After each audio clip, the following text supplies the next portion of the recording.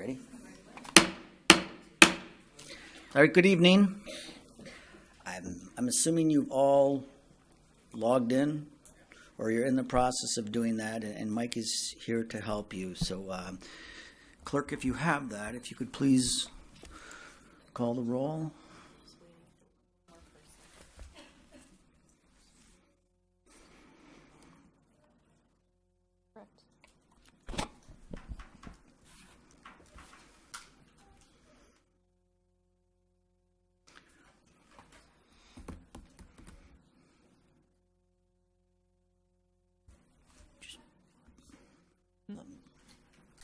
Can we go, Mike?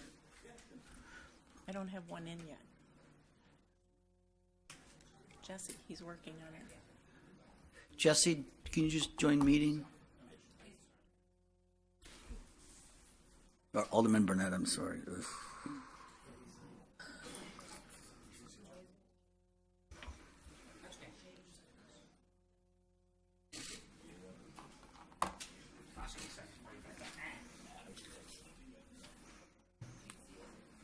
No. Yes. No. Mm-mm.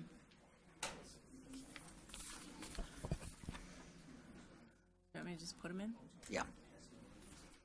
Okay, go ahead. No, but I can't make him join. I'll get to this in a minute. We're going to a new software system tonight, and eventually we're going to be paperless here in the city, and we're working toward that. It's a decision the council had made back in December of 16. With some of the excess stadium tax money, we got a new website coming, and we are now going to be voting with tablets. And to do that properly, you have to log in. And we had a dress rehearsal this afternoon that went pretty well, but I put him in myself, but Can he we- needs to join the meeting now. all right.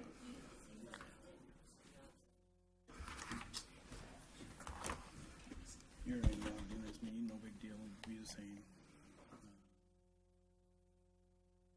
Right. Terrific. 11. I can't, Mike, how do I get him to join? I put him in myself, but how can I get him to join?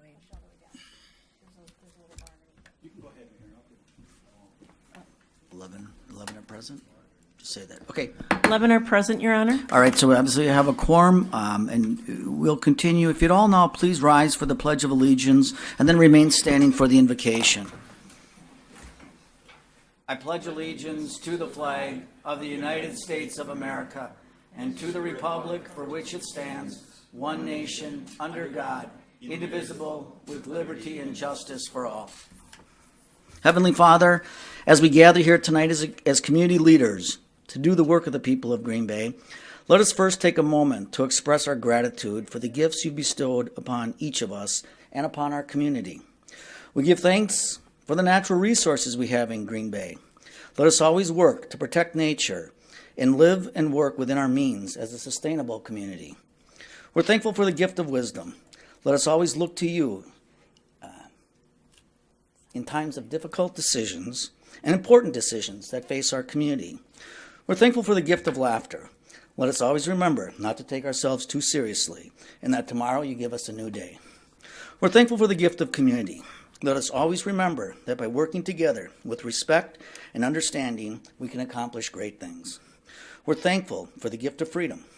Let us always be grateful for our military personnel and political leaders who, with your help, allow us to grow and prosper as a community. Tonight, we take the oath of office. Let us always remember that we are here to build a better community for all your people. We ask that you continue to bless Green Bay, and especially those gathered here tonight to serve you and our citizens. We ask this in your name. Amen. All right. That is the invocation. So we've done the roll call, the pledge, the invocation. We are now on to the alderperson's oath of office. And this is a big night for you. It's a big night for the city of Green Bay. So we thought we'd bring in the best. So with us, that's going to swear us in, is Judge Don Zeidmelder. Many of you know Judge Zeidmelder.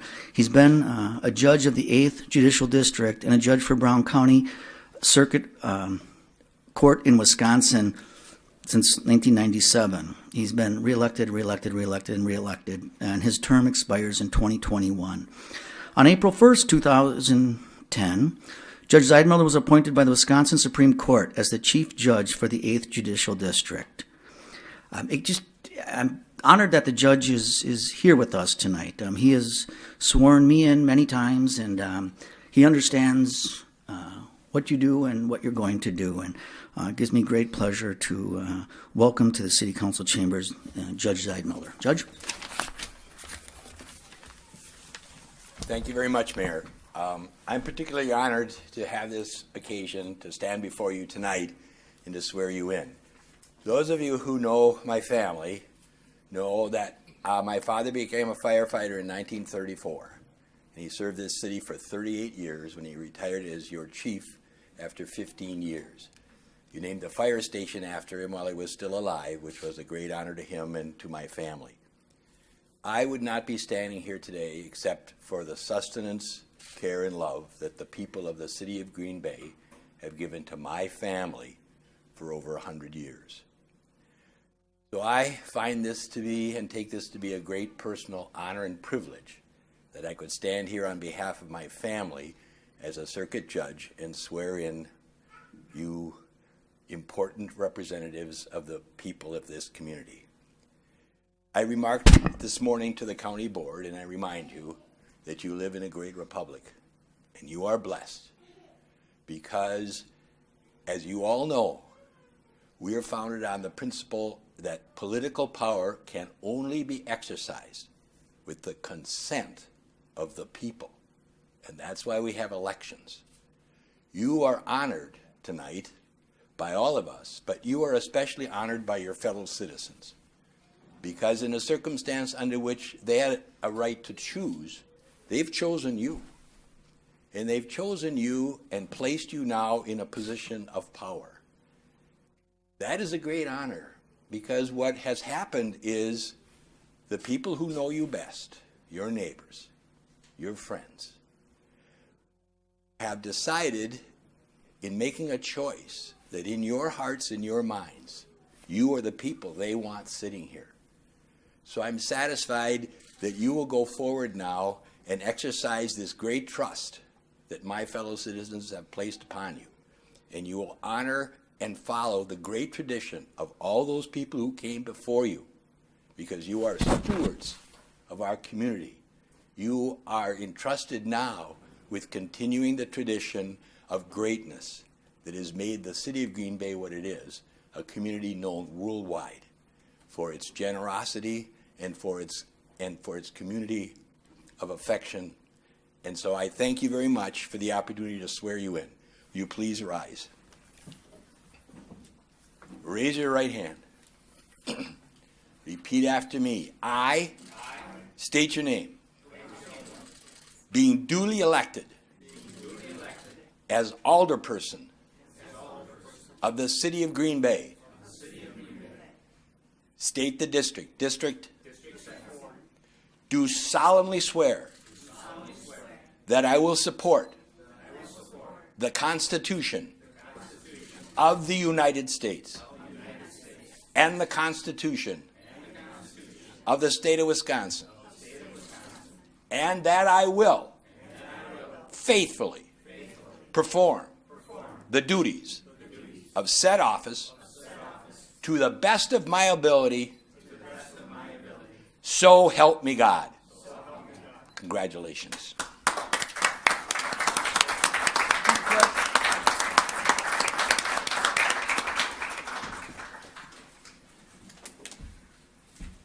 Thank you, Judge. I just love your remarks. We're going to take a short break. So I know there's some friends and family here. The judge can stay for a few minutes if you want to come up on the dais or whatever you'd like to do. Take some photos. We have a missing alderman today, so I think I'm going to pass on the group photo. I have that on the agenda, but like we're all a team, and one of the older people is not feeling well. So we're going to pass on that, but I still want to take this break, take some photos, and we'll reconvene in 7 to 10 minutes, all right? So we'll take a break, thank you. Let me just stop this.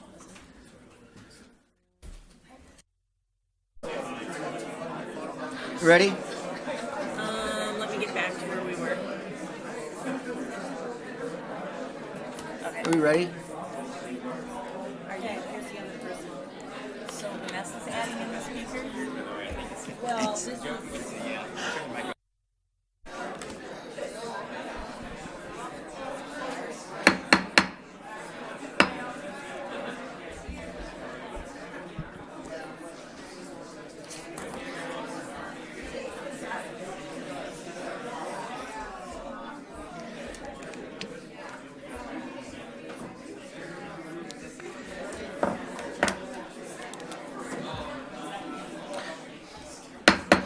All right, if we could reconvene, please. A lot to do tonight.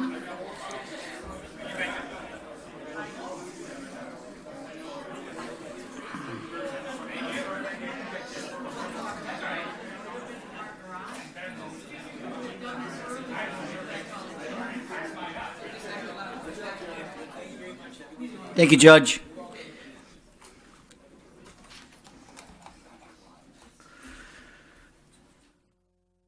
So like I said, if you just hand those, they signed their oaths, hand those into the clerk or Celestine, you want to collect them, but yeah, we obviously need those. Yeah, the judge signed your oath of office, you need to sign it and turn that in. If you could do that tonight, a lot easier. And I'll give you a heads up, but we'll probably I want to get a group photo, but we'll probably do that May 1st, which is our next, is it right? Yes. No, May 1st. All right. So let's move on. So no, you don't have to dress up again. So we've done the roll, the pledge, the invocation. You've taken your oath of office, done some photos. We're now on to item F, and item F is the older training on the agenda management system. And as you know, the city council and obviously the staff is making its best effort to become a little bit more efficient, obviously as transparent as we can be. And one of the things we can do is upgrade our technology. And back on 12/6/16, when we had that excess stadium funds from the Lambeau tax and they kind of shut off the faucet and more money came in, the city of Green Bay received some excess funds, and the council voted to use $125,000 to upgrade our technology. And that same year, we went out for some RFPs. I just want to refresh all the council people, but then on October of 17, Nova Solutions, we got more information, and on December of 17, the Finance Committee and Council awarded the contract to Civic Clerk for 10 years. So we are moving to Civic Clerk is our new agenda management software, and soon, like hopefully 2 or 3 meetings. Tonight we're going to go paper and tablets, but eventually we're going to just move towards tablets, and we can do that, and other municipalities have, and we're going to be a leader in this. So with that, I've asked Mike Aronik, who of course runs the IT department here in the city of Green Bay, just go through a quick training. I know some of you have been trained, and he's going to go through some things, and he'll be available for questions all evening to help you, and he'll be here for the next couple meetings. But it's kind of a new day, and this is a great time to make the changeover because it's a new council, a new technology, and a new system. So with that, I'll turn it over to Mike Aronik. Thank you, Mayor. What I'm going to just show you is just a short, less than 4-minute video of voting in the current system. It says Board View, but it is Civic Clerk. They were purchased by Civic Plus, our content management system for our website. So this will get you through tonight's meeting. There are other features of the software that you'll want to watch the other videos that Celestine sent you an email with a bunch of links to go to videos to learn the system. But I'll just show you this one. just to get us through tonight. You want to do the podium?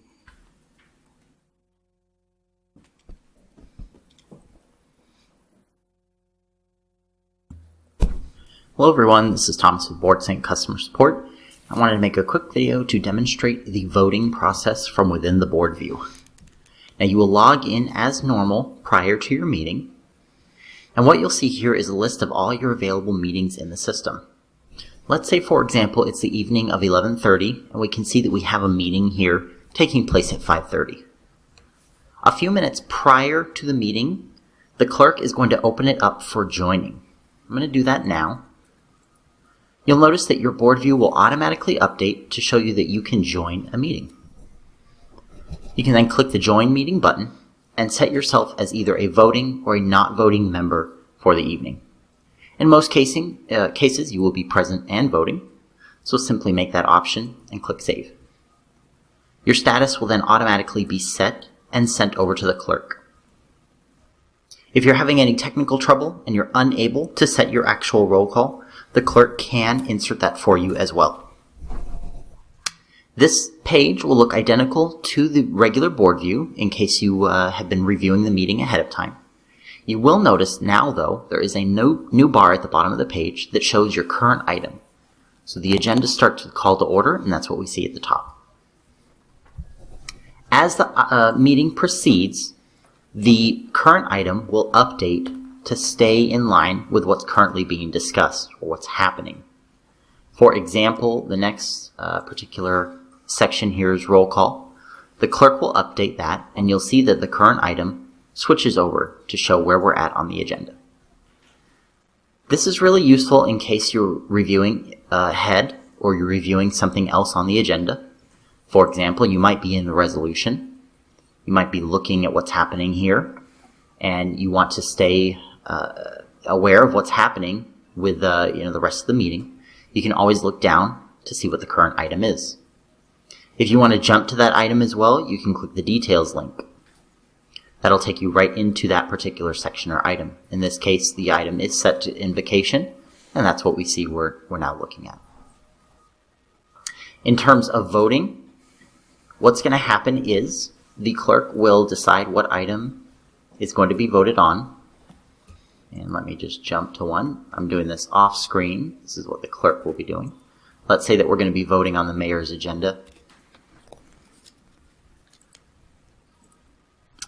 She will initiate a vote, and regardless of where you are in the system, whether you're looking at an item, whether you're looking at the full agenda details page, even if you have the full PDF agenda or an attachment open, when the vote is initiated, you're going to see this pop up here. And it says what item you're currently voting on and your voting choices, yes, no, or abstain. Again, you make your selection by clicking it and hit the Save button. Your vote will then be sent to the clerk so that they are aware of who has voted. If you made a mistake in your voting selection, the clerk can override what you have placed in. Just need to make them aware. And that's it. When you're done with the meeting, you can simply log out as usual using your menu up here, and that will remove you from the meeting. If you do leave the meeting early, you also have the option from the main screen to leave the meeting here, which will remove you from the voting boxes. All right, if there's any other questions, please let us know. Thanks so much. Bye-bye. Right. Where's that guy? No. Okay, Mike, go ahead. All right. I think it's a really easy system to use. And again, feel free to contact the IT help desk or myself. We're always willing to help, and watch the other videos, and you'll get some better knowledge off the entire system. That's about it. Do you quickly? Yeah, go ahead. So then, when we get mailed our packets, this is what we'll get, because we can add notes here, right? And that's what we would want to do. So this is what will be emailed to us from going forward? Correct. You'll get notification of every. Correct. You'll get notification of every meeting that we have. Mm-hmm. So you. But it'll be one like this where I can go in and make. Yeah, correct. Right. Yep. Okay, good. Yep. There was 3 videos that we possibly seen there, and one of them would have shown you how to do all that annotations, yeah. All right, Mike, thanks. So, again, this is obsolete. We're going to the tablets, plus that's the agenda management system. So all voting now is, starting tonight, is going to be done on the tablets. And as I said earlier, I'm learning too, but this is the right thing to do, so we just are probably going to slow the meeting down a little bit, but everything's videoed, right? I mean, you know that. And we don't have thousands of dollars on meeting minutes. It's going to be videoed, and all your votes are going to be documented here in this new system.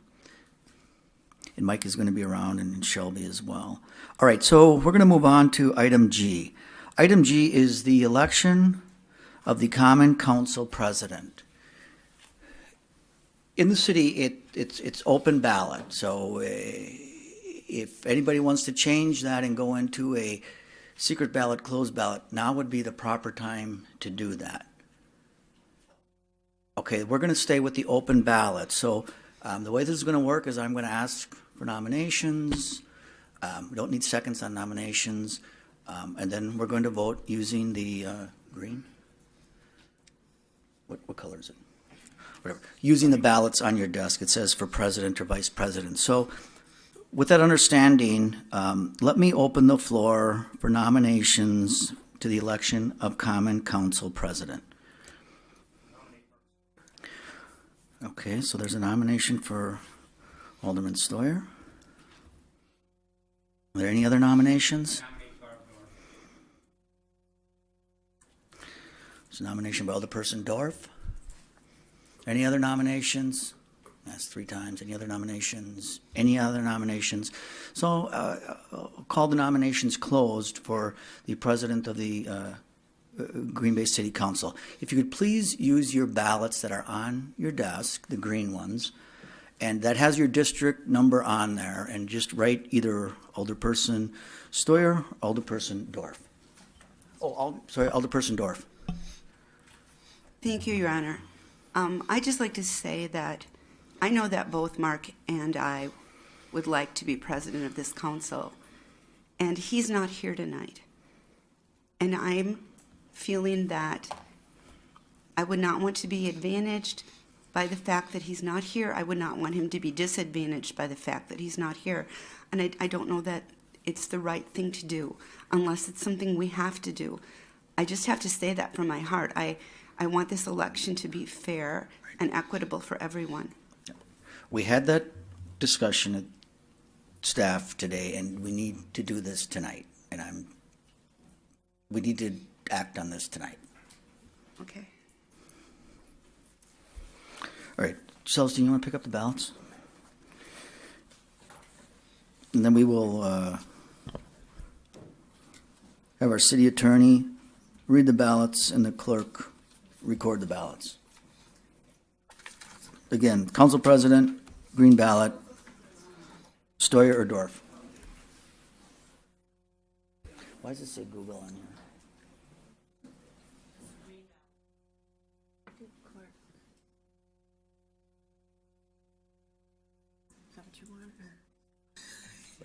As long as I'm on it.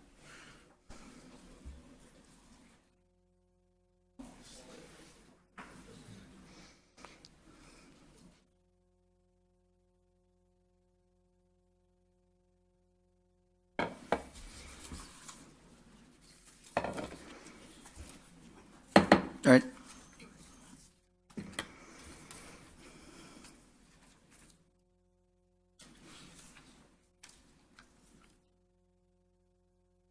Aren't you going to read them?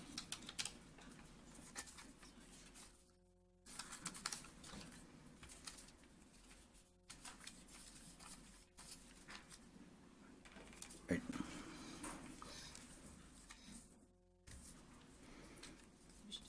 Yeah. Come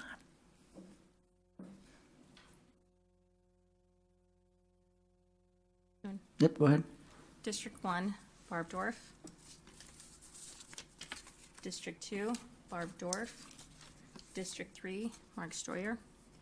District 4, Barb Dorf. District 5, Barb Dorf.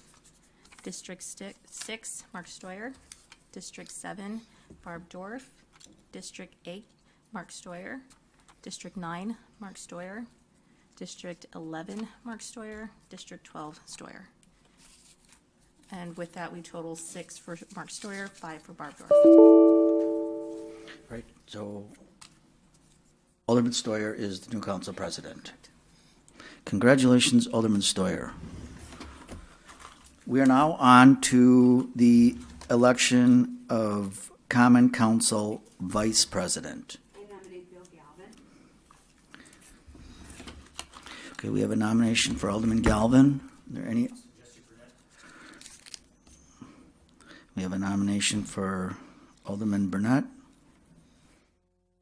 Any others?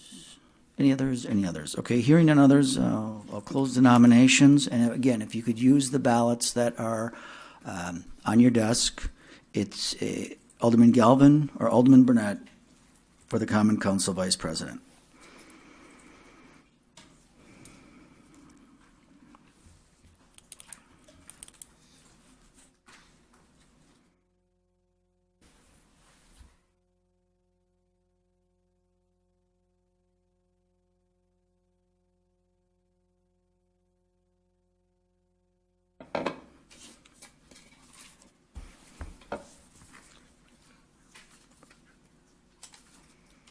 District 1.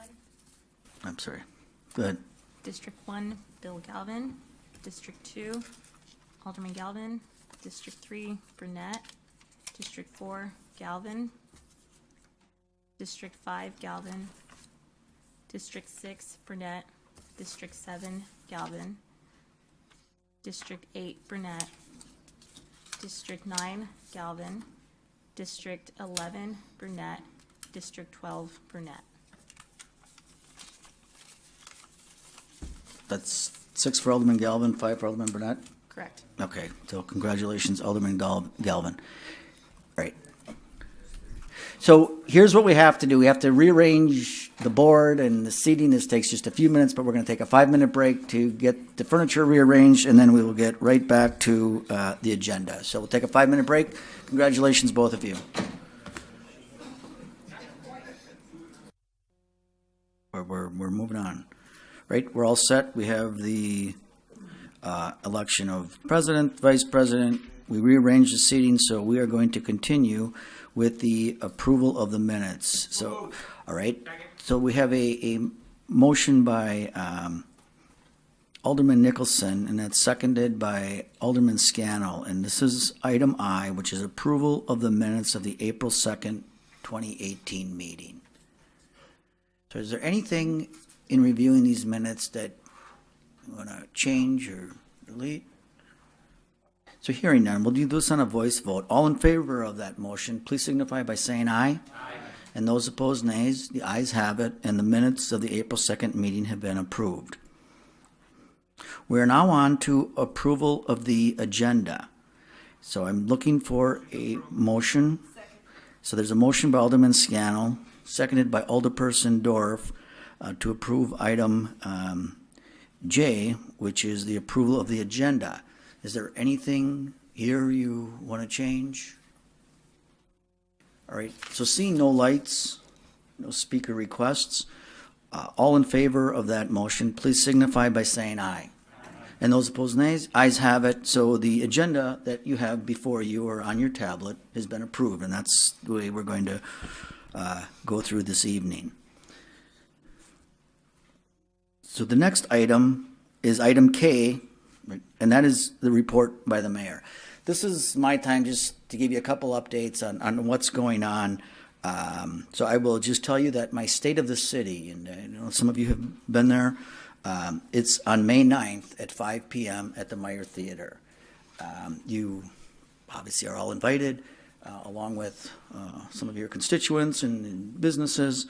And at my State of the City, if you can be there, I will introduce you and talk about your briefly your committee assignments. Now, there's no plaza meter there. It's just we'll introduce the council collectively, and then People will applaud when we're done with the council. So just let Celestine know, 5 o'clock at the Meyer Theater. I know it conflicts with the committee, but we've talked internally about that, and that can sure be moved to one day or the other. And the Meyer Theater was open that day, and it was scheduled, as you know, for the 25th, and we have some pretty good things going on, and I want to make sure that we can be very public with that on the 9th after a meeting of the 1st. So that's one thing I want to update you on. Secondly, as I mentioned earlier, we're doing this cutover to this new website, and we've been working on that for 2 years, and the 19th is the cutover date, so it's going to be live data on the website. I know some of you have gone on there and take a look around, so we're very pleased with that. The city of Green Bay, you look at technology and recruiting people and communicating with people. This is something we need to do. We're very excited about it, so that will go live on the 19th. And then the event, and there's so many events going on. I'll get to that in a second, but just the Volunteer Awards breakfast, right? It's Thursday at 7:30 at KI. You know this already, but you're going to really learn. I mean, the volunteers are what really make Green Bay work, and they're recognized by WPS, and that's the Volunteer Awards breakfast, and it's the 19th. So it's at 7:30 a.m. Those are the three things that I wanted to share with the council, and then that would conclude my report. We're on to announcements. So here, you have the opportunity to announce things, and these aren't like debatable things. This is just announcements, and Alderman Johnson, I'm sure, is going to announce that he has a ribbon cutting at Wedding Day Dress on the 19th, and Alderman Scannell is going to talk about, they announced that we got the legacy build for Pat Costello on the 22nd, and there's church picnics, there's just things that announce. Our meetings will, depending on the length of the meetings, will probably be available to the public in a couple to 5 days. So, but no matter what, we've got an audience here tonight. So this is announcements that you can make, and if you hit your request, I'll recognize you and you can make the announcement. So we will begin with Alderman Weary. Thank you, Mr. Mayor. Alderman Stoyer wanted to pass along his apologies that he couldn't make it tonight. He was out helping constituents and fell on some ice and bopped his head off the cement a couple times and had to go in and get some scans and was ordered to lay low the rest of the night. So he obviously did want to be here and would have been here. So he did, however, email me some announcements, so I'll read those off for him. The Mather Heights neighborhood is sponsoring a hike along the West Side Trail on Saturday, April 21st. Participants are to meet at the West Side Boys and Girls Club parking lot off Oneida Street at 9 a.m. A goal is to bring attention to linking the West Side Trail to the Mountain Bay Trail in Howard, with the big picture intention to link all trails in Brown County. A free will offering to the Boys and Girl Club is appreciated. Water and some snacks will be available. The second one is on May 5th at 10 a.m. at Green Isle Park in Alloway. The Great Strides 5K Walk, sponsored by the Cystic Fibrosis Foundation, will take place. Donations can be given to Wisconsin at cff.org or contact Alderman Stoyer for pledges or other details. His third one is on May 5th. The Brown County Trust for Historic Preservation, the Brown County Historical Society, and the Green Bay Historic Preservation Commission will be sponsoring a historic preservation symposium in the basement of the downtown Green Bay Public Library. The symposium starts at 9 a.m. and will feature a number of topics, including residential and commercial building sources for restoration, our homes, our architecture, historic tax credits, history of the west of the Lake Gardens in Manitowoc, and a walking tour of the newly designated downtown Eastside Historic District. Bring a bag lunch, some drinks and snacks will be provided, no charge. That's it. And then I just have a couple things. Okay. I just want to thank the residents of District 8. I'm humbled, really am, and I won't let you down. And 2 weeks ago, we said goodbye to Alderman Moore and Alderman Slottick, and I just really wanted to give thanks to 3 aldermen who also won't be returning. Alderman Dave Nenig, great historian. I think anybody who knows Dave, really, he was very studious and thoughtful. He thought things out, researched it like nobody's business, and he was a true gentleman, so I'll miss him. And Alderman Tom DeWayne, who's here tonight, dedicated, very dedicated guy, truly good person, and he always had time to listen to you. No matter what side you're on, he always tried to work that in. And his wise words to all council members always were, leave your votes at City Hall. You know, when you leave here, we'll have some heated debates on things. You know, you always can't agree on it, but when you leave here, let it go. You know, so Alderman Duane, that's always appreciated. Alderman Guy Zima, you know, I don't think in a couple sentences I can sum up Alderman Zima, but 40 years on city council is truly amazing. I don't care who you are. You know, you had to be doing something right. And to do that for 40 years is incredible. I think I put here the penultimate devil's advocate, and I think that probably sums it up. That he loved that role, and I think he played it pretty well. He loved serving his people, and he did truly care about the city. And so all three are friends, and I'll miss them on this council. However, I do look forward to meeting some new alders and having a productive 2 years. Thanks. Thank you, Alderman. Alderman Nicholson. Thank you, Mayor. I just want to say thank you to the residents of District 3 for their faith and trust in placing me in office for another term. Thanks, Mayor. Thank you, Alderman. Alderperson Barb Dorf. Thank you. I just want to say thank you to our Department of Public Works. Steve, and you and your crew did a fabulous job this weekend. I know we have more snow coming tomorrow, unbelievably, but the work, the dedication, the hours that those men and women put in, did a great job in the city, and thank you so much. Thank you. Alderman Randy Scannell. Thank you, Your Honor. You were reading my mind. I did want to mention Pat Costello's, and I'll start off with that. This Sunday coming up, April 22nd at 11 o'clock at 633 Locust. Habitat for Humanity is dedicating a house, and this is dedicated in Patrick Costello's name. One of his sons is an architect. He designed the building. It's very unique, wonderful place. I'm looking forward to this. Pat was a phenomenal guy. I really miss him, and this is a great thing. I'd also like to thank the constituents of District 7. It is a pleasure and an honor serving you, and I look forward to another good 2 years. And I'd also like to thank Alder Zima, Alder Nenig, and Alder Duane for their many years of service. Thank you. All right, thank you.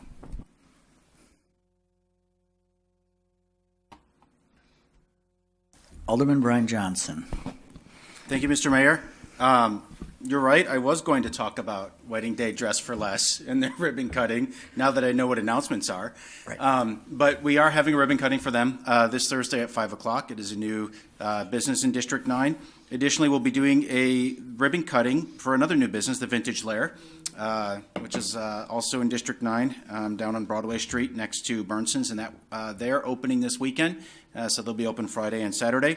Also, the Untitled Town Book and Author Festival is being held this weekend. They have a number of locations throughout the city, several of which will be in District 9, and they're bringing in some really notable authors, and I encourage people to take a look at that. And then lastly, I too would like to thank the voters of District 9. Change is difficult and change is hard, and it's my solemn wish that I do not let the voters of District 9 down. And I also would like to thank Alderman Zima for 40 years of service.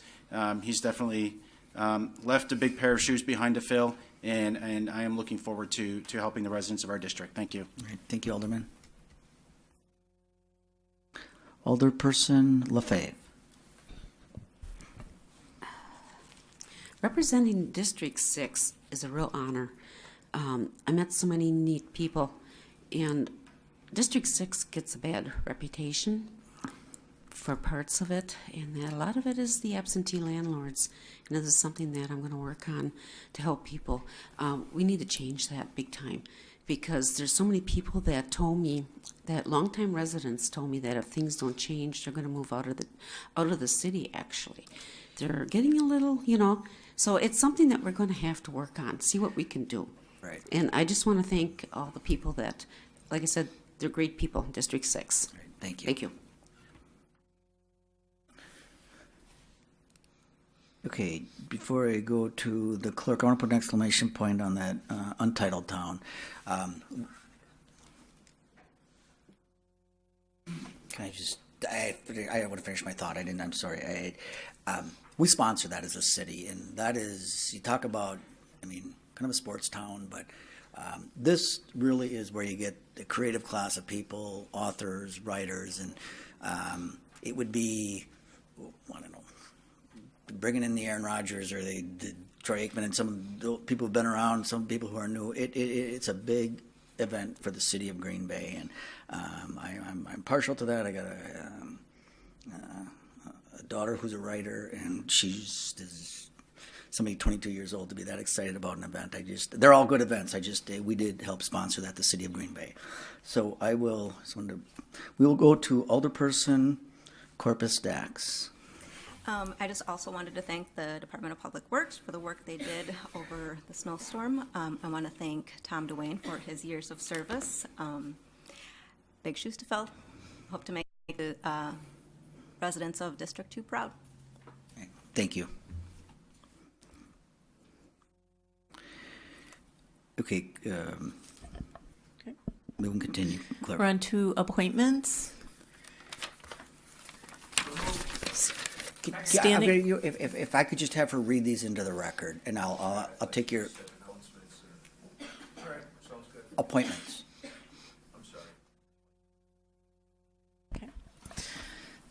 standing committees, Finance and Personnel, Barb Dorf, William Galvin, Kathy LaFave, Veronica Corpus Dax.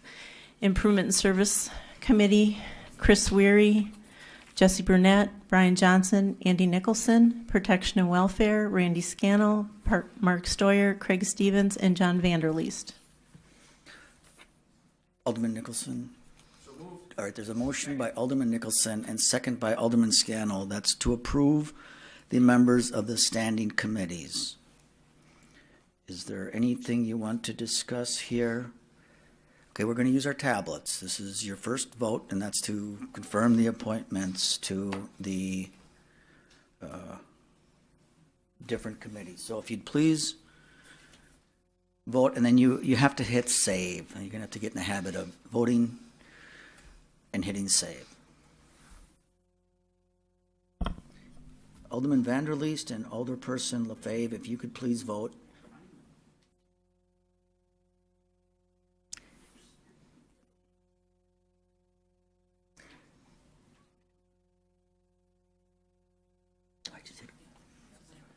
Okay. All right. So we have all voted. I'll display the vote, and that passes unanimously by a vote of 11-0. Thank you, congratulations, and thanks for serving on those committees. We're now into boards and commissions. Annexation Commission, Jesse Burnett. Economic Development Authority, Brian Johnson. Ethics Board, William Galvin. Historic Preservation Commission, Mark Stoyer. Redevelopment Authority, Barb Dorf. Traffic, Pedestrian, and Bicycle Commission, Craig Stevens. Transit Commission, Randy Scannell. Water Commission, Kathy LaFave. Green Bay Plan Commission, Veronica Corpus Dax. Green Bay Public Arts Commission, Randy Scannell. And the CDBG Revolving Loan Committee, Brian Johnson. All right, so we have a motion by Alderman Nicholson, and that was seconded by Alderman Scannell to approve the appointments to the boards and commission as stated by the clerk. Again, if you use your tablets here.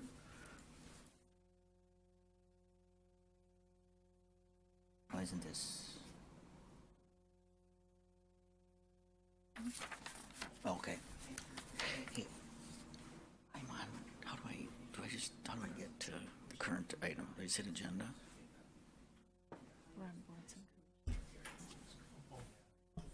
All right, and Alderman Vanderleest?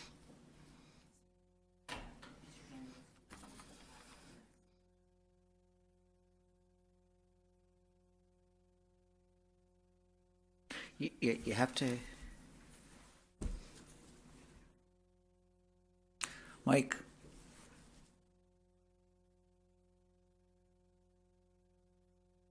Oh.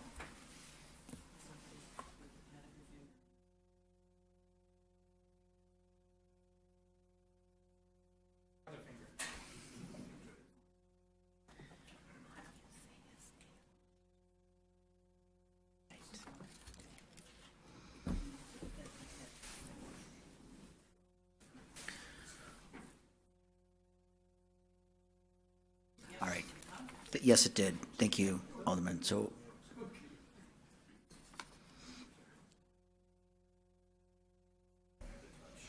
all right, well, you'll get there just like me. We talked about that. We're kind of the older ones here. That passes on a vote of 11 to nothing. And thank you and congratulations to all of you who are on specific boards and commissions. Okay, clerk? We're on to city officials. Assessor Russell Schwant, City Attorney Vanessa Chavez, City Clerk Chris Teskey, Comptroller Diana Ellenbecker, Treasurer Pam Manley, Interim Director of Parks, Recreation, and Forestry James Anderson, and Dan Ditchite, Director of Public Works Steve Grenier, Director of Community and Economic Development Kevin Vonk. We have a motion by Alderman Nicholson and seconded by Alderman Scannell to approve the appointments of city officials as stated by the clerk. Yeah. Could you use your tablet here, please? I'm not on here.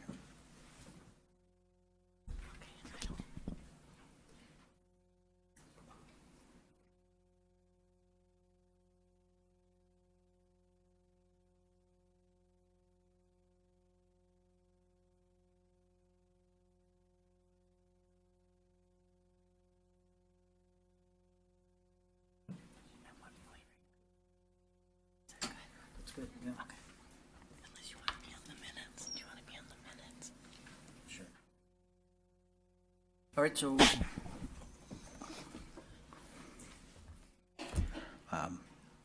what happened there? All right. So go to that. Did I do that wrong?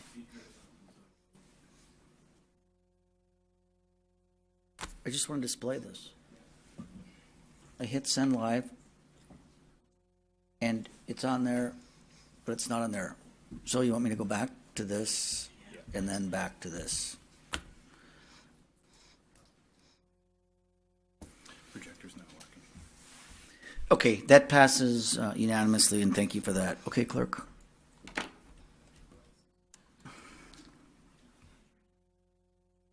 We're on to appointment by the Public Works Director, Weed Commissioner Tony Feetzer. All right, we have a motion by Alderman Nicholson, seconded by Alderman Weary. I know this looks odd that we appoint a weed commissioner, but the state tells us what we have to do. So if you would use your tablet again on this, this is Tony Feetzer, weed commissioner. Huh?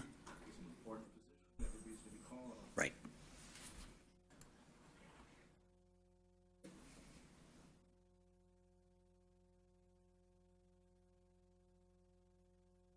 Okay, Alderman, there you go. All right, Alderman Scannell, there we go. We're there. All right, and that passes on a unanimous vote. Just a couple more. Clerk? We're now on to appointment by the Community and Economic Development Director, Building Inspector Paul Van Callister, Zoning Administrator Paul Newmeyer, and City Sealer Jason Stubble. All right, so we have a motion by Alderperson Dorf and seconded by Alderman Nicholson to approve the appointments by the Community and Economic Development Director as stated by the clerk. And if you could please use your tablet one more time here.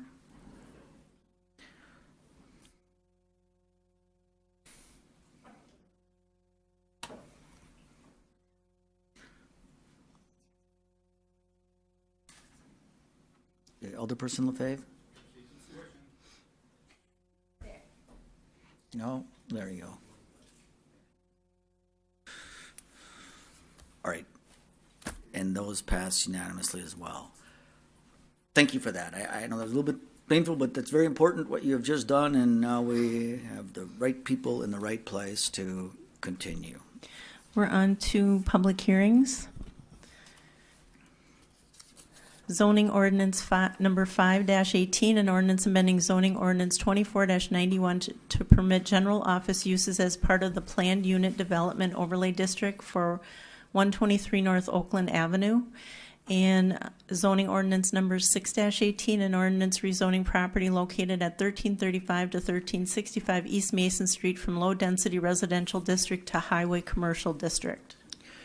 So what we do right now is we just open up the floor for the public. We kind of noticed this, of course, it's been in the paper, and we're going to ask now if there's anyone here from the public who'd like to speak on either one of these two zoning ordinances as stated by the clerk. And is there anyone wishing to speak to either of these two items? Is there anyone wishing to be heard? So now we'll let the record show that no one came forward. Just this public hearing, and no one came forward.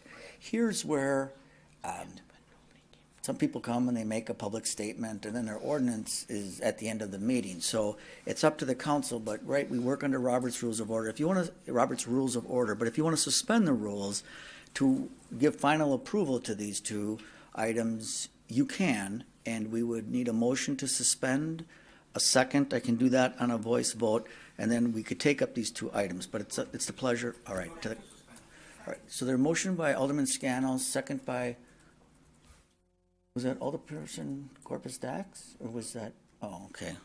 Alderperson Dorf. All in favor of suspension, please signify by saying aye. Aye. And those opposed, nay. So the ayes have it. The rules are now suspended. Alderman Galvin made a motion to approve, and this is under ordinances, item Y. It's number 1, item 1, and item 2. So the rules are suspended. We can approve items 1 and 2. We've suspended the rules. So, right, you made that motion, and that was seconded by Alderman Scannell. Use your tablet here. Ordinances, third reading, items 1 and 2, Hang on a which, second, I'm not there yet. okay, Sorry. sorry. Okay.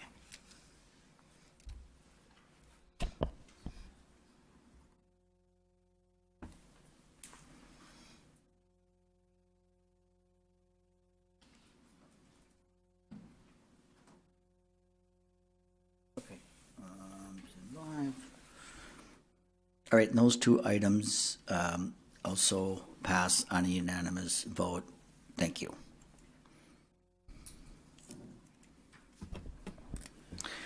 Okay, clerk, let's continue. We're now on to referral of petitions and communications. Listed are all petitions and communications received by the clerk's office by noon on Thursday. We will not accept any late communications you may have. Again, just, so you have sent communications in. I want the traffic commission to look at this. I want planning to look at this. And those, our cutoff is Thursday at noon. And are there any, now we take up late communications and we'll read those into the record. So, here we go. Late communications. I have, Mike, no speakers, but I just, yeah. I don't see that. Do I You have to take, go down to 11. huh? To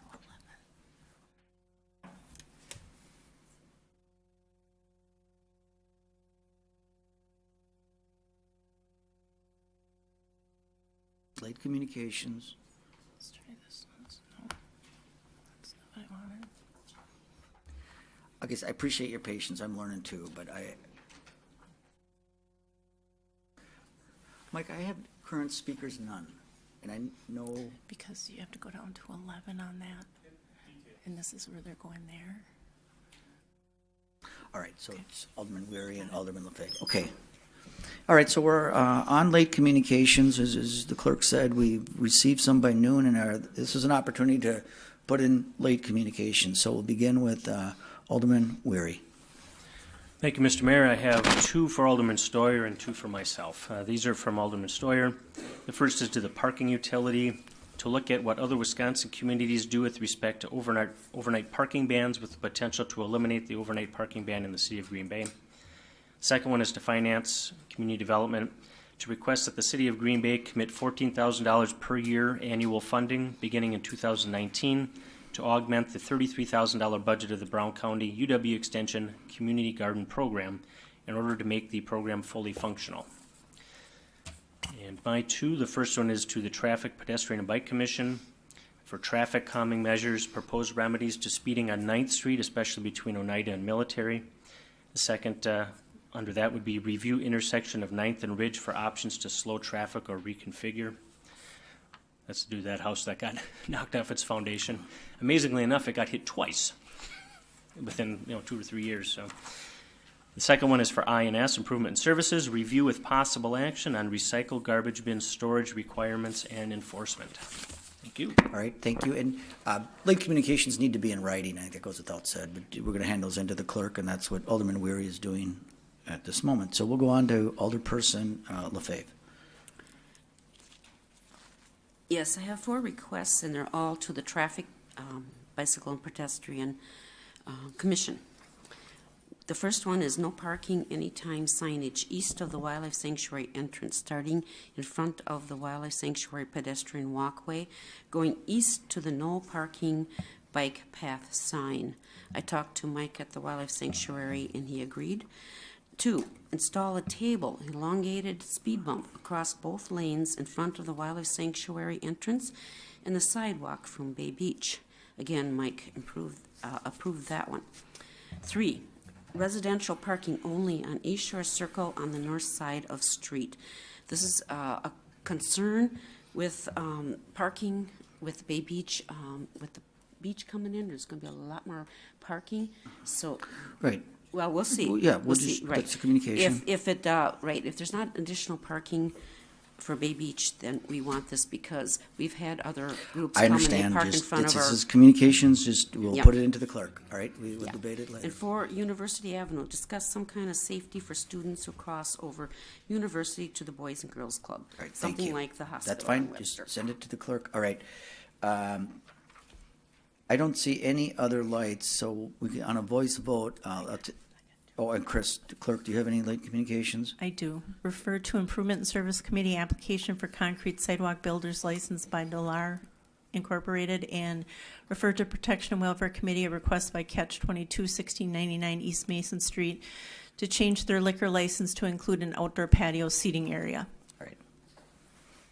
So with the ones in your packet, the ones that we just heard on the council floor, along with the late communications stated by the clerk, I'll now entertain a motion to refer all petitions and communications. So there's a motion by Alderman Nicholson, second by Alderman Stevens, to refer all petitions and communications. We can do this on a voice vote. All in favor of that motion, please signify by saying aye. And those opposed, nay. A little more energy in that. There you go. Okay. So that passes. So all the petitions and communications have been referred to the proper authorities. Okay, Chris. We're on to reports for council action, report of the Plan Commission. So I'm going to ask, what are your wishes regarding report of the Plan Commission? This is item 1, 2, and 3. So there's a motion by Alderman Chris Weary, seconded by Alderman Brian Johnson, to approve the report of the Green Bay Plan Commission. Now, are there any things you would like to handle separately here?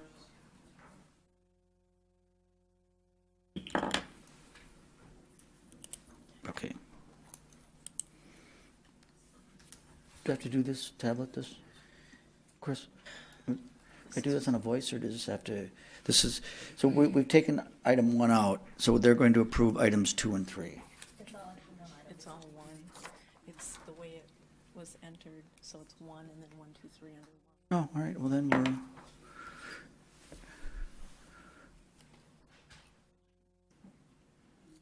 we're discussing. Okay, Alderperson Dorf, you wanted to speak on this report? I did. I just want to note that there's a related ordinance that will be taken up later on, item X2, and that ordinance is going to be, need to be referred back to staff when it comes up on the agenda.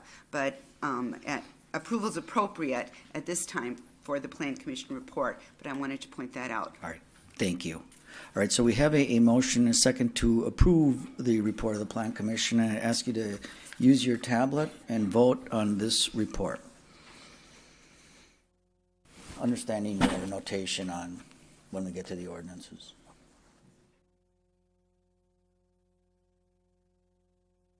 Okay, so she logged out, that's it. Okay.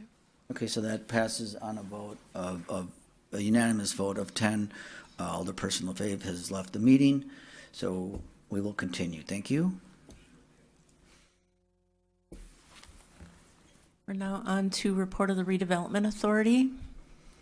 And what are your wishes regarding this report? So we have a motion by Alderperson Dorf, second by Alderman Scannell, to approve the report of the redevelopment authority. Now, items 1 and 2 are kind of one and the same. I think it would be appropriate to suspend the rules to take items 1 and 2 together because they both involve the Whitney School. So I'd entertain a motion to suspend the rules by Alderman Weary, second by Alderman Scannell, to suspend the rules to take items 1 and 2 together. All in favor of that motion, please signify by saying aye. Aye. And those opposed, nay. So we're discussing the report of the redevelopment authority, items 1 and 2, which obviously is a development of the Whitney School project. Dr. Vonk, I'm wondering if you want to introduce this item, and then we'll take it up as a council. Sure, thank you. So what we are talking about this evening is a development agreement for Whitney School. It has been broken apart into 2 separate development agreements. One that looks and contemplates the school and looks at renovating that into market rate apartments, and that's Agreement A. And Agreement B looks at building 12 owner-occupied townhomes on the perimeter of the property. The developer, Milwaukee View, has been working on this project for quite some time. They've acquired the property. We did a term sheet over a year ago with them to look at moving forward with this project. I think they've got pieces together to move forward in terms of financing. The school building has been listed on the National Register, so they're eligible for some historic tax credits, so it'll be good for us to be able to save that building and put it to a new use. And with that, the development agreement here, I think as the mayor said, does kind of contemplate these as one project tied together. We're not really going to be doing one without the other. The developer, a representative of the developer from Milwaukee View, Anuj Rastogi, is here. If you find it appropriate to suspend the rules, he can give a little presentation on just what this project is about. I know we normally do this at the redevelopment authority meeting, but given new council members weren't sworn in until today, if you'd like, he can do a quick presentation on that project. If you have particular questions for the developer or myself, be available to take those as well. All right, so we have a motion by Alderperson Dorf and seconded by Alderman Scannell to suspend the rules to hear from interested parties. And just a voice vote on this. All in favor of that motion, please signify by saying aye. Aye. And those opposed, nay. The ayes have it. So the floor is now open to hear from interested parties. Come up and introduce yourself. And do you need something queued up here?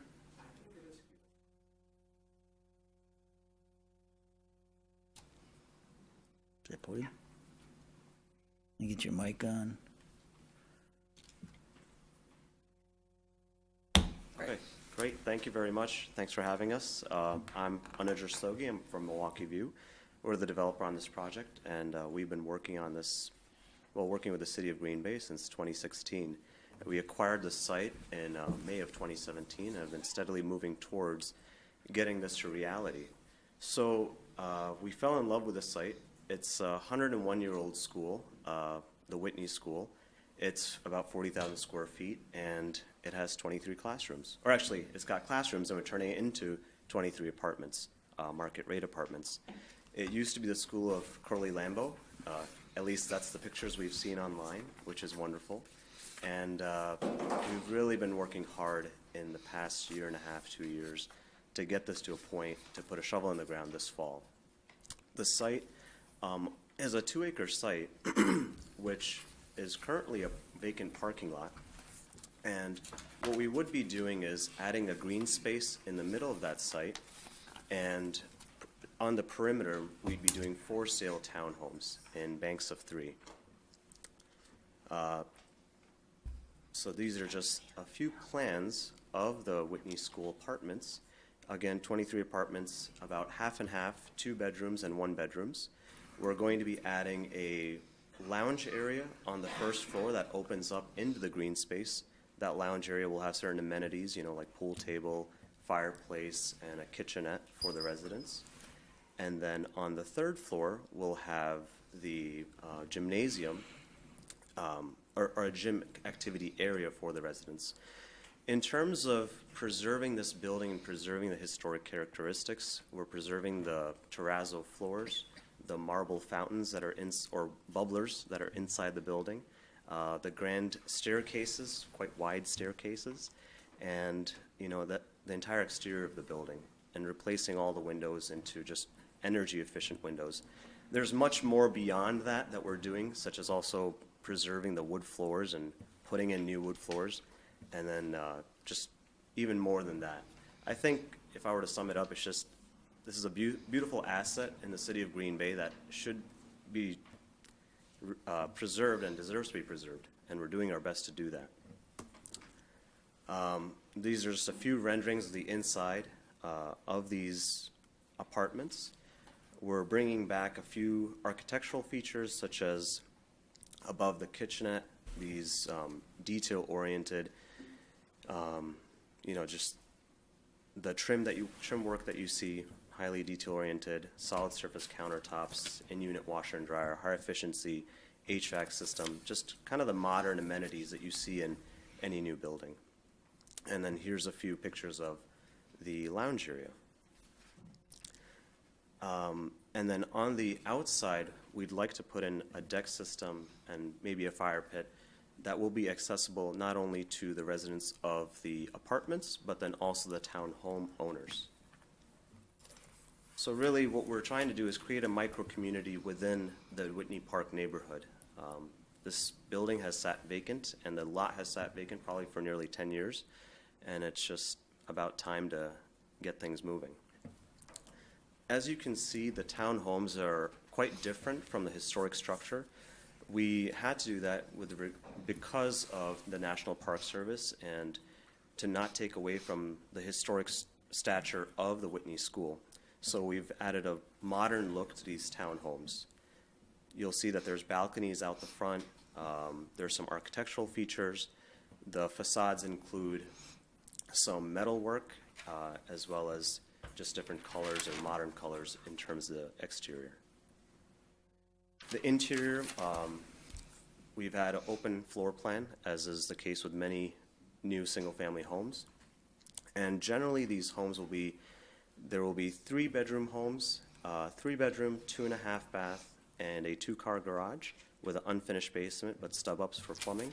And then there also will be the choice of a 2-bedroom home with 2.5 bath with a 1.5-car garage. And that's pretty much the product. Right. Thank you. Again, you've seen this before. Are there any questions? Some of you have, but any questions for the developer? All right. I just want to learn from this. I don't see that. Did you hit your?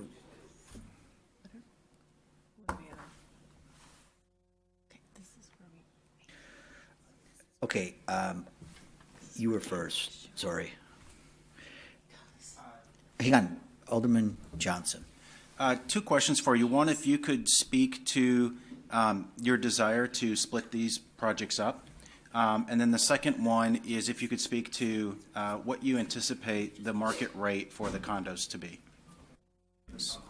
Sure. So the reason we had to split these up is that they're really 2 different projects from a financial standpoint. And because we're working with different financial sources for each project, we have to split them up. And they're also going to have a little bit different timeline.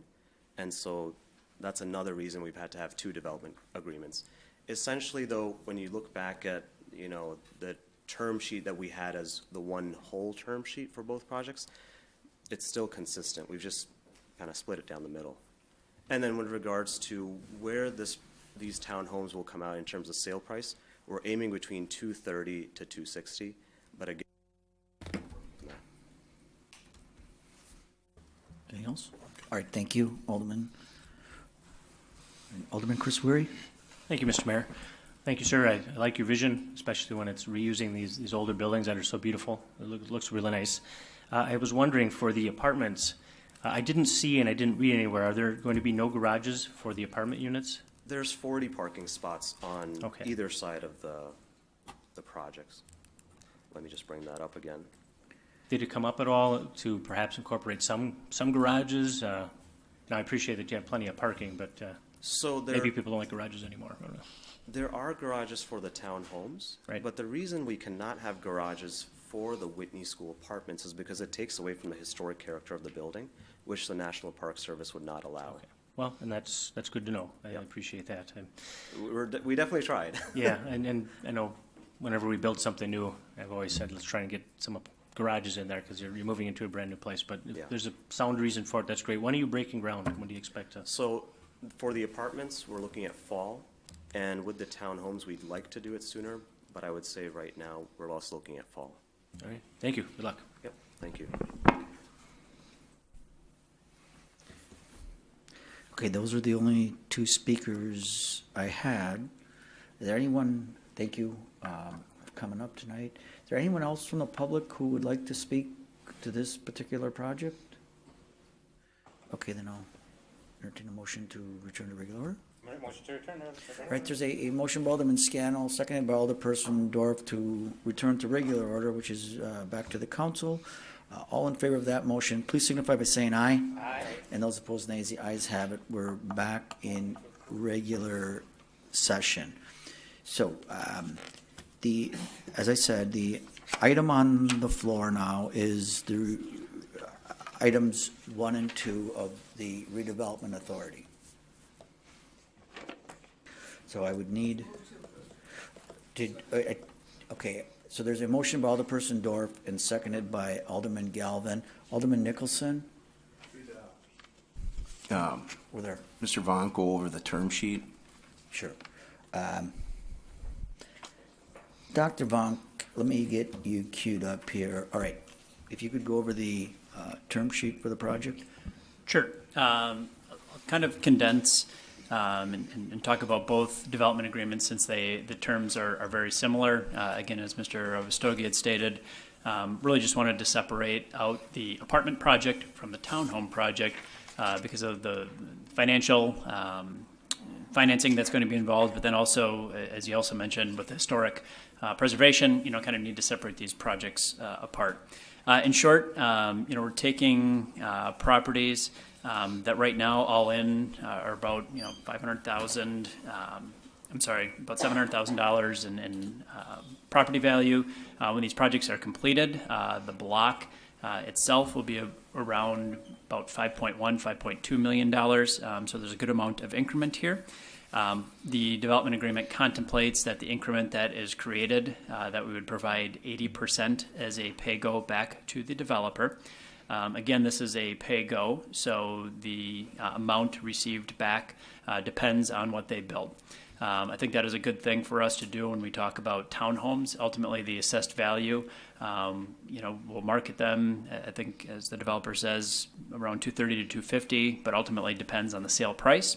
And so there's some protection for the city in terms of if they sell at a lower price, the incentive is reduced and we don't have any money sunk in up front. So with that, there is a cap for both projects, $800,000 for each. So a cumulative cap of $1.6 million total that could go back into this project. If these projects assess higher, if the townhomes sell higher or sell more quickly, that cap could be reached more quickly and more money could be going back into the tax increment district. We've supported this project. We feel it does a number of things, adds new structures, adds a housing product that we don't have in terms of supply in the community.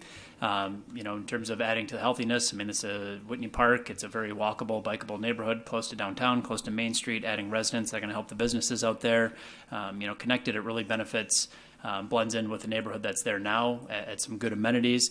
And for the historic preservation part, it rehabs a building that's been vacant a long time and does have a pretty treasured place in our history. And so those are some of the reasons that we'd support this development agreement moving forward.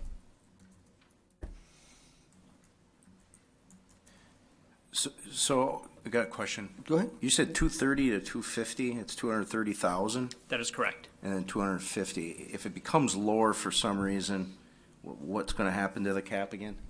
So the cap would remain at $800,000, but let's say the homes would sell for a lower price. Right. The increment would be lower. So the amount that they would receive in terms of 80% of that increment would also be lower. So instead of a payback period of 15 years, it may get pushed out to 20 years. But with that, the cap would still remain in place. If for some reason these would come in very low, and over the period of the TID, they may not reach the cap. Just based on some of the market studies that we've looked at, we feel that they will sell for this, and the research that the developer has done feels comfortable, with this price point. I think one of the things they're going to do is take this in phases and build 3 at first and kind of see where that market exactly falls. But there are some protections in terms of if they do sell for less, the increment and the pay-go thus will be less. Thank you, Kevin. Sure. Thanks, Mayor. All right, thank you, Alderman.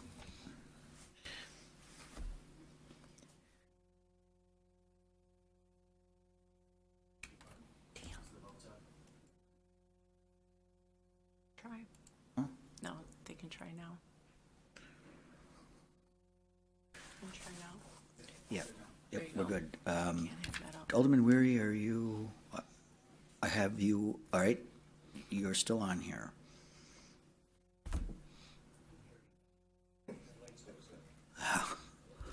Okay, thank you, that's where, Alderman Johnson. Thank you, Mr. Mayor. I like the project. I like the school. I like the townhomes. I think I like them better when they're together. And so what we have here is 2 different development agreements. And if there's one concern I think that I do have, it's the way that these development agreements are drafted up. One could occur without the other. So, for example, if something with the school fell apart in terms of that financing package, the way that it appears to me at least, and I would certainly look for correction if I'm wrong, is that the townhomes could still move forward and still receive public assistance without the school moving forward. And so I'm looking to Dr. Vonk, if that's correct. Yes, they are written independently. They'll probably look for a head nod from the developer. I think the intent is that these projects are, even though, again, taken separately, maybe for financial purposes and administrative purposes, legal purposes, are tied together. I think if you really wanted to make sure they are tied together, if you would look at probably either one of the development agreements, section 5, letter F.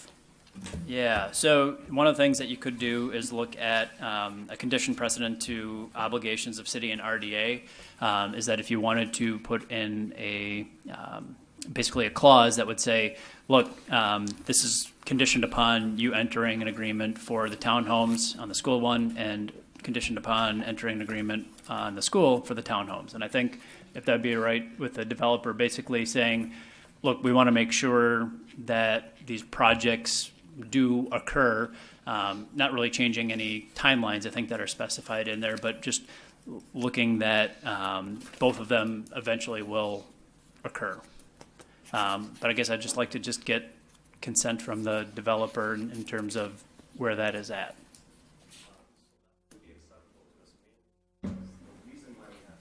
You might want to come up here, I'm going to just open the floor again. All right, there's a motion and a second to open the floor. All in favor, please signify by saying aye. Opposed, nays. Okay. So the request by one of the aldermen is to give the city some assurance that these are going to both happen. We're excited about both, but we also need both. Yeah, I completely understand that. And the original intent was to have it all as one development agreement, but mainly for legal purposes with the financing, with the lender. On the Whitney School apartments, we needed to split them apart. Because as we go towards closing on this financing, they're going to have a problem with that, with both parcels being tied together. It's a HUD 221D4 project, and there's not a lot of leeway with talking to that financing body. So for that reason, we had to split them apart. At the end of the day, our intent is to build everything, mainly because it doesn't do us any good to have vacant land on our property and bringing down the rental prices of our property or adding, any sort of bad element to our property. So really, we are trying to build a community where the green space will be used by these townhome owners. I mean, that's in our best interest to be able to do that. We're also building stormwater, retainage within this green space that really services the townhomes. So we're not doing all this infrastructure with the intent to not do the townhomes. And as Kevin mentioned, we're phasing these townhomes to be just financially responsible, that we do these in a proper way and get them done. So, I mean, that's the most assurance that I can add. And really splitting apart these agreements was more for our financing.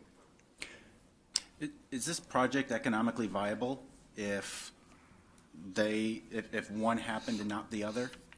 So with regards to the Whitney School apartments, I mean, you need the TIF for both. So if you're talking about the but-for analysis, you need the TIF for both. When we looked at them together, you needed it all to work together. So I think one of the things that we discussed in terms of the gap analysis, that there's a gap in, the construction cost versus sources of revenue for the townhomes independently. There's a gap created also for the apartments. But I think maybe what Mr. Rastogi is trying to get at is in terms of making the site actually work in terms of functionality. When you look at things like parking, stormwater management, some of these other facilities, they kind of need each other basically to be able to function, that there's not enough room. And I think we're having this discussion right now through the entitlement process with the PUD. Just for instance, the level of imperviousness that's created based on the zoning in that district. If they were to be taken separately, they wouldn't meet the code. But overall, if you took them as a parcel, they would meet the code. And I think maybe just to get back and asking Mr. Rastogi, I think, the intention would not be, and I think to Alderman Johnson, not to combine the agreements, I think to keep them separate, but would HUD object to a condition in there that just said you entered into development, let's just say for the apartments, you entered into another agreement to do the townhomes? I think adding any contingency was going to be pushback from their legal. I mean, we're getting to that point with them where we're working through all this, but I don't have any legal guidance at this point. But from our counsel, it's been said that if you add all these contingencies on this development agreement, they're going to push back. And then we have to come back to this body, to ask to correct that.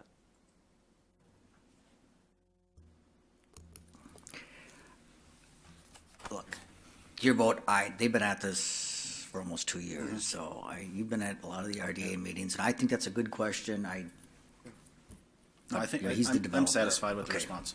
All right. Okay. Any other questions? All right. Okay. Hey, hang on, Alderman. Request to speak. The green. We have one more question for you, for the developer, or for me. I'm asking for Kevin. Do we need a developer anymore? Okay. All right. There's a motion by Alderman Scannell. Second by Alderman Galvin to return to regular order. All in favor, please signify by saying aye. Aye. And those opposed, nays. The ayes have it. I just want to be on the same page with you, Alderman. I have no speakers showing up on my screen. So, Mike, I want to make sure. It's still green. You got to push it so it turns red. There you go. Alderman Vanderleest. Dr. Vonka. You speak into your mic, and everybody can kind of hear you. Dr. Vonka, I just wanted to just briefly, what are the historical credits actually for the Whitney School project? What did they actually come in at? As far as both the state and federal, I believe you're looking at 20% for both state and federal. I don't have a dollar amount yet. I think you're still putting together, but you haven't. I guess I'll refer to the developer for an estimate on what those are going to be. But right now they did. We worked with them when we did the term sheet to make sure that they got in the queue before the state historic credit program was changed. So that they were still eligible for the 20% state and the 20% federal, which I believe they have built into their pro forma. Right now for the apartments, the total build-out cost is about $6.7 million. And so with that, about 40% of that could be tied into historical credits. With that, there's credits, but then it also makes them have some construction costs over and above normal construction costs because they have to preserve the terrazzo floors, the bubblers, the hallway, I mean, other things in there that in another project they wouldn't normally have to do. So the historical credits are strictly coming from the Whitney School part of it, not the townhouses that they're. Correct. They are just associated with the school building itself. Okay, thank you. Somebody go. Anything else, Alderman? All right, thank you.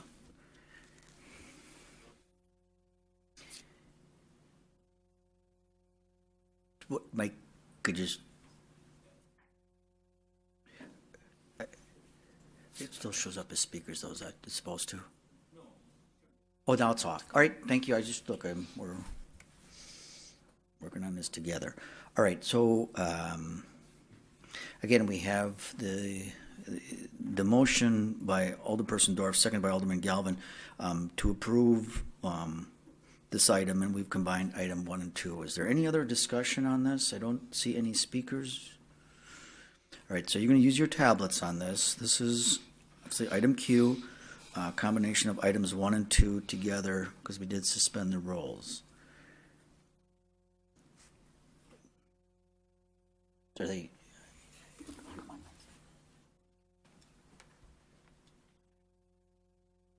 All right, so we're all good. All right, and that passes on a unanimous vote. And thank you, and get ahead with the project, right? We'll get to work. All right, clerk, let's continue. We're on to the report of the Improvement and Service Committee. All right, so there's a motion by Alderman Nicholson and a second by Alderman Scannell to approve the report of the Improvement and Service Committee. So that is items 1 through 16. Are there any items between 1 and 16 that you'd like to handle separately? I can see no speakers. If you'd use your tablet to vote on the report of the Improvement and Service, it's really Report R.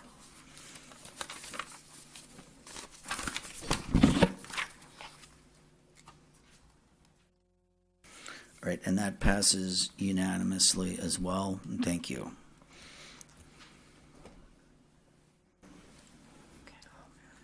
We're on to the report of the Park Committee.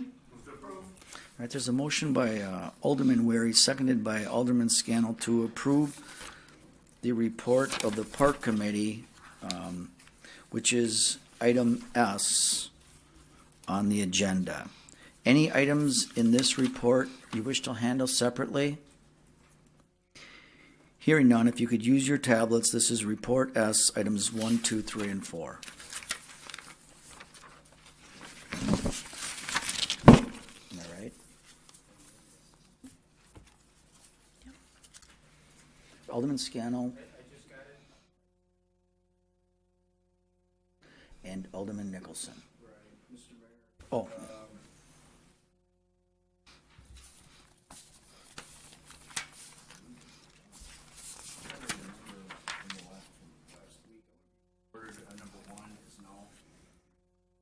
Okay. Do you want to take, would it be best?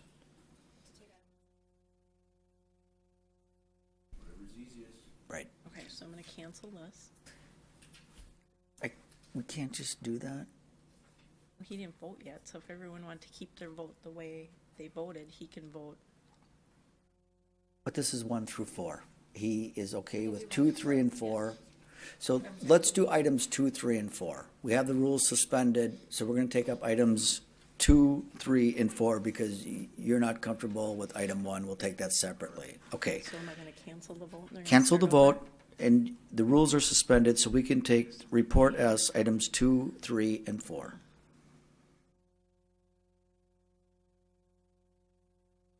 So we're voting on 2, 3, and 4? Yes, sir. I'm going to go back to 1. All right.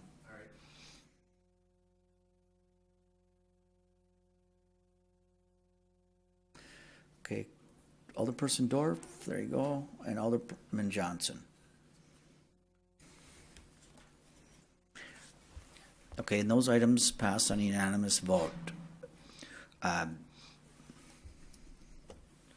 We're going to go back to item 1, and we're going to vote on that. Item 1 is, again, we're going to use the motion and the second to approve all 4 items. We just asked for separation on item 1. So you can use your tablet on item 1, which stated pretty clearly. Painful.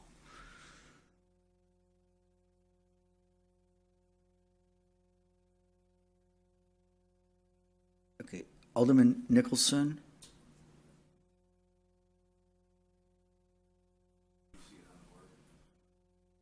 We were voting. Yeah. Okay, so I'm gonna cancel. reason why. Do you want to vote? Okay, that's fine. We got to cancel the vote. Again, Mike, I don't see it on here.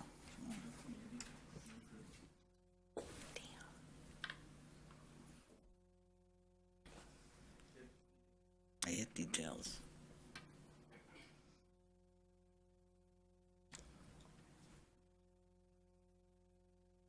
All right. Alderman Nicholson, Thank you, Mayor. item 1. I'd feel, if you read this, towards the end of the paragraph, I'd feel more comfortable if it would say should or will go to debt reduction instead of a could. And I know under the discussion that we had at Improvement Services is that, well, we might not have any money, but we might. But if we do, it should go to debt reduction instead of could. I think it's a big difference, and that was part of the agreement on our last vote, that it would be going to debt reduction. So that's the reason why. That's the reason you're voting no, or Correct. do you, okay. Did you want to say anything? Yeah, do you want Well, to? I asked Chris last week if he would do Just it. here, we'll work through me. Do you want to make an amendment to change the make an word amendment could to that- should? That's, Yes. I'll make an amendment that if there is any money left over, it should go to debt reduction. okay. So Alderman Nicholson has made a motion to amend item 1 to replace the word could with should. Now, is there a second on that motion? Second for discussion. Yeah. Just, it's like a second. Okay. Right? So did you want to comment on that, Alderman Scannell? Alderman Weary. Well, thank you, Mr. Mayor. I guess as long as there's no time frame on there, because we don't know the cost yet, I think that's the reason we wanted to be hesitant with this. This is just a preliminary staff estimate. So it's my hope that we're still going to get an expert in there this summer to look, before it opens. So, certainly, I guess the extra could go to debt reduction. I know that's what we talked about, and that's fine. But I don't want to put any kind of time frame on this. That's not what he's asking for. He's to change the word could to should. All right. Are you okay with that? I mean, I'm fine. Okay. Alderperson Dorf. Thank you, Your Honor. So I was not able to be at Parks, but I watched the video, and I would not agree to change that. I will not vote to change that to should. I like it the way it is. It could go to debt reduction, and they had quite a discussion on that, and I think that's what they came up with at the end of the discussion, that it could, and there could be a lot of other things that could happen. So I'm against the amendment. Thank you. All right. So the motion on the floor is to change the word could to should. Alderman, let me just get this. Alderman Burnett. Yes, thank you, Your Honor. I'm actually also against the motion. My first time through the council, I was very much involved with Colburn Pool, and the time then, 6 years ago, we went off of staff recommendations. I met with the then park director, Donnie Kramer, and we came up with numbers similar to this, and since then, it exceeded beyond the 3.5 we were talking about then for a complete replacement of Colburn Pool. So I know it's just a simple word, but I would be against it, just because I believe that as this thing continues, the costs are going to probably exceed the numbers here. I'd hate to say it and sound negative, but my experience with this just states that we should keep it the way that it is, the motion. Thank you. Thank you, Alderman. Go back to Alderman Weary. Thank you, Mr. Mayor. Yeah, I'll concur, actually, with Alderwoman Dorff and Alder Burnett. Yeah, let's keep our options open. Let's not put this wording in there. I know when we originally met, Alderman Moore said you could take it or leave it, whether that $1 million went to debt reduction. You know, he threw it in there as an option. So, you know, we don't know what it's going to cost, and let's just keep our options open on this, because we might want to keep this money in the kitty for a couple of years as maximum number we can in case something pops up. Thanks. Thank you. All right.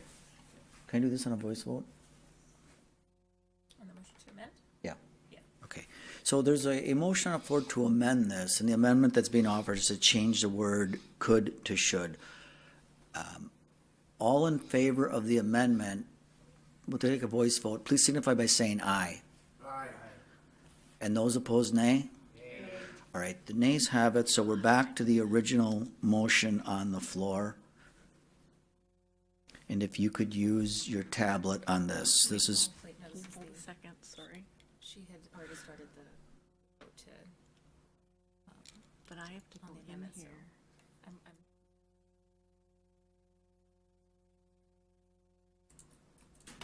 So now we're voting on the original motion, which is number 1 under Report S.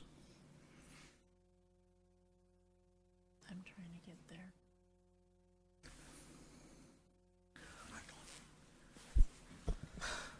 Why isn't it coming up?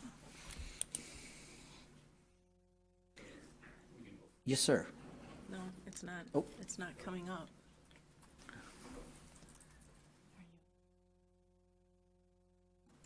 Okay. We're gonna look back at this and say, remember that first meeting? But, I mean, this is just a little painful right now. It's not coming up. No, it's not displaying on our screen. No, it is not. It's not on mine either. Should I go to the next item? The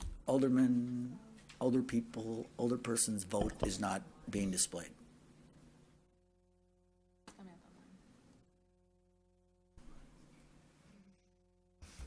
I can start the vote.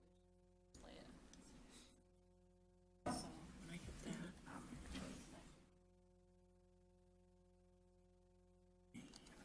that. I can do it. We just won't be able to display it. All right, so has everyone voted? Well, I voted, but it just came up again.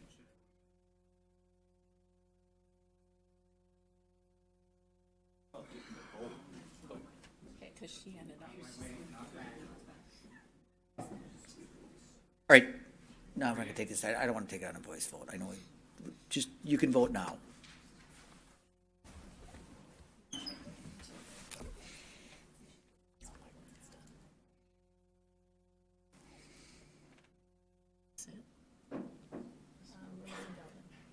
Ellen?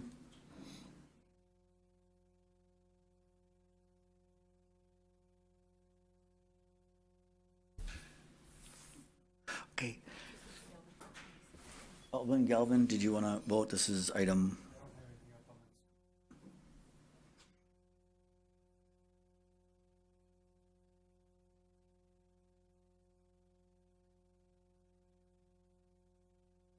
Okay, Alderman Galvin, could you do a? Sure. Okay.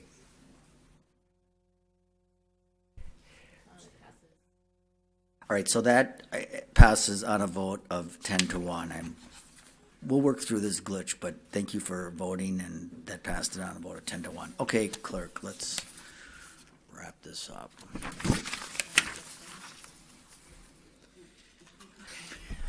We're on to report of the Protection and Welfare Committee. Okay, so there's a motion by Alderman Scannell, second by Alderman Nicholson, to approve Report T, which is the report of the Protection and Welfare Committee. Are there any of these 6 items you wish to handle separately? Okay. I see no lights, so if you could use the board. Again, item T, report of the Protection and Welfare Committee. This is items 1 through 6.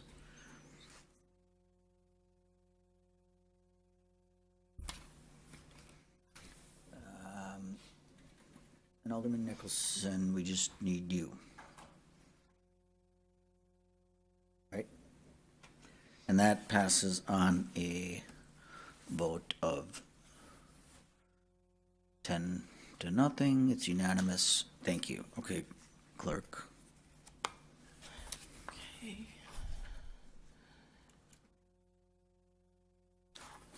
We're on to report of the Protection and Welfare Committee granting operator licenses. All right, so there's a motion by Alderman Weary, second by Alderman Scannell. What this does is this approves the licensing for the people listed in your report. Now, There we go, now I can. are they done on there? Yeah, it's under attachments. It's supposed to be under attachments. Oh my God, this is unbelievable. Where are the names? It's in the packet, but I don't see it. it should be as an attachment.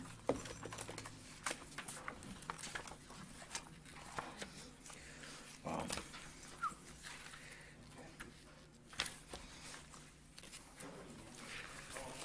Did that come up? So, I guess I know Vanessa talked to all of you, but if you've got a conflict with any of these people, or if you want to abstain or vote no, I'm not going to read all the names. I just ask you to look at them.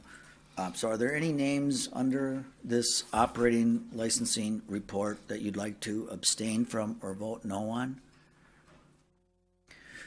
All right, seeing no lights, if you'd please use your tablet to approve the operating licenses. Do we have a first and a second? Did you make this? I gotta get back. Who made the motion? All right, Alderman Weary. Oops.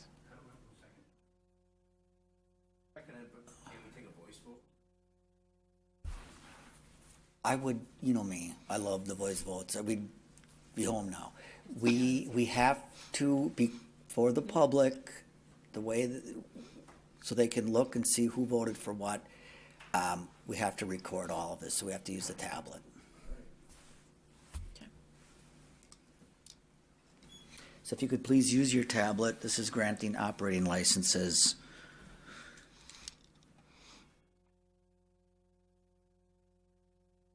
All right, and that passes on a vote, on a unanimous vote.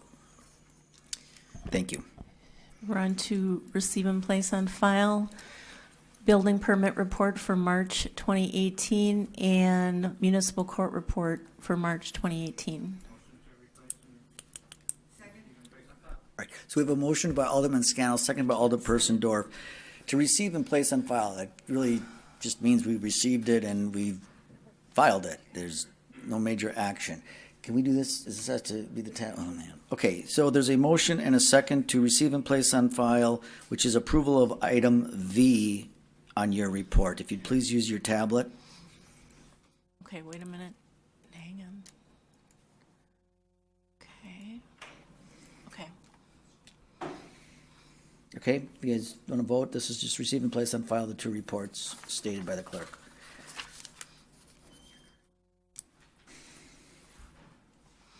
And that passes on a unanimous vote. Thank you. Okay. We're on to resolutions. You may, under suspension of the rules, adopt resolutions 1 through 11 together with one roll call vote. Motion to adopt. We'll suspend it first. Motion to suspend by Alderman Nicholson, seconded by Alderperson Dorf. All in favor of suspending the rules for that purpose, please signify by saying aye. Oh, you guys, we get a little bit more energy here. We're almost done. So all in favor of suspending the rules for that purpose, please signify by saying aye. Aye. And those opposed, nay. The ayes have it. The rules are suspended. Now, a motion to adopt by Alderman Scannell, second by Alderman Nicholson. If you'd please use your tablet on this. You're Hang on approving a second. too quick. Okay, there it goes. Item W.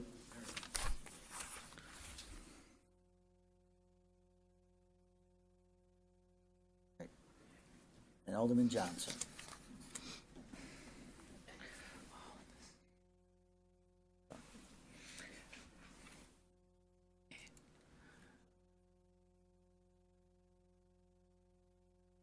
We're on to ordinances first. Passed on unanimous vote. Oh. Okay. We're on to ordinances first reading. So what are your wishes regarding General Ordinance 3-18? What we do is we have 3 readings of ordinances in the city of Green Bay. I don't know, 10 years ago, to help developers, we just went from, we used to go 2 weeks, 2 weeks, 2 weeks. Now we advance from the first reading to the third reading. Saves them a little bit of time and hopefully some money. So, right, so there's a motion by Alderman Scannell, seconded by Alderman Galvin, to advance item 1 from the first reading to the third reading. I can do this on a voice vote. All in favor, please signify by saying aye. Aye. And those opposed, nay. Now we're on to item 2 of the ordinance first reading. Okay. There's a motion by Alderperson Dorff and seconded by Alderman Scannell. Alderperson Dorff mentioned this in the beginning of the meeting that this item needed to be tweaked a little bit because it, I think we were vacating the street and, or I don't know, we're closing the street, now we're vacating it. But anyway, this needs a little bit more work. So she asked that this be referred back to the Planning Commission. There's a motion and a second. Voice vote on this? To staff. Staff.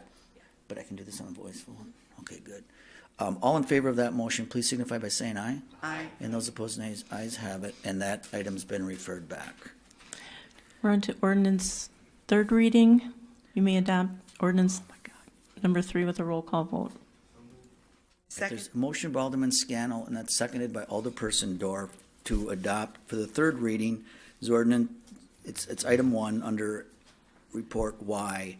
And if you'd use the board on this.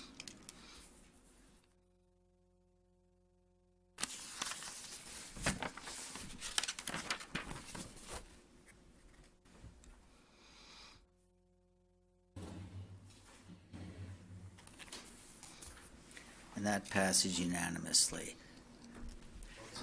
Yeah, thank you for, Mike's going to be here after any one-on-ones. I want to say one other thing that we're working on, Matt, who's in economic development, we're going to put together, and you can come if you'd like, but it's kind of an educational seminar on what all goes into development, right? I mean, we got TIF, everybody knows that, but Kevin and I have been out recruiting businesses, and it's like, we want the Foxconn deal. It's like, oh, wait a minute, what's that? So in the next month, we are going to have a seminar for the council, and then I think we're going to take it to public, what all factors into it, right? Historic tax credits, new market tax credits, and I think we can all look forward to that, because those are some good questions tonight. I mean, what does historic tax credit mean? And you couple that with TIF, and, you know, I think those are good questions, and it's our job to connect the dots, so I'm working on that. So with that, and I'll let you know about that, I want to again remind you of the state of the city, if you'd put that on your calendar, and I'll entertain a motion to adjourn by Alderman Scannell. Second by Alderman Nicholson. All in favor, please signify by saying aye. Aye. And those opposed, nays. We're adjourned.